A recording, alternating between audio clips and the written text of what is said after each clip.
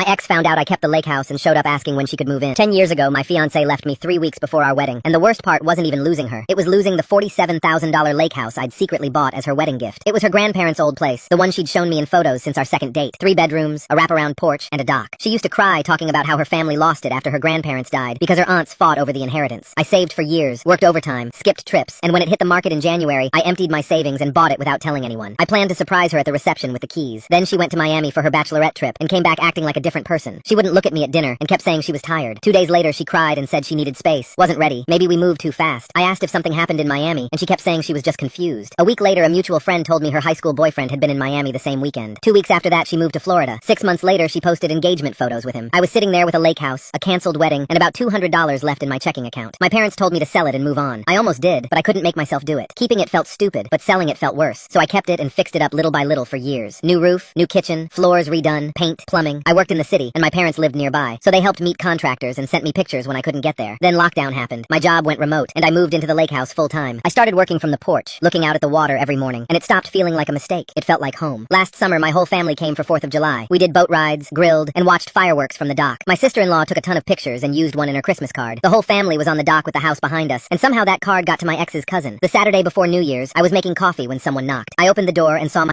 ex's mom and sister standing like no time had passed. Her mom looked past me, then at me, and said, "Is this the lake house? My parents' house?" I said, "It's the same house, yes, and it's mine." She said they wanted to make an offer and could pay cash that day. I told her it wasn't for sale. Her sister laughed and said, "Come on, you don't even have a family. It's too much house for one guy." Then she named a number like she was doing me a favor. I said no again and closed the door. They argued on my porch for a few minutes before leaving. 3 days later, my phone rang with a Florida number, and it was my ex for the first time in 9 years. She didn't say hello. She started with, "You're unbelievable. You knew how much that house meant to me. How could you keep this from me all these years?" I said, "Keep what from you? It's my house." She made a laugh and said, "Right, your house. The one you bought for me." Then she said she knew I'd been holding on to it, waiting for her to come back. I laughed because I thought she was joking. She wasn't. Then she said, "So when can I move in?" I said, "What are you talking about?" She sighed like I was the difficult one and said I didn't have to do the whole chase thing anymore. She said she was getting divorced. The timing was perfect, and the house was meant for her anyway. I told her my girlfriend and I were getting married at that house this summer, so absolutely not. There was a long silence. Then she started yelling. She called me petty, obsessed, and cruel for using her family memories against her. I told her never to call me again. She said, "If you loved me enough to buy it, you still love me enough to give it back." I hung up. Since New Year's, she's called 47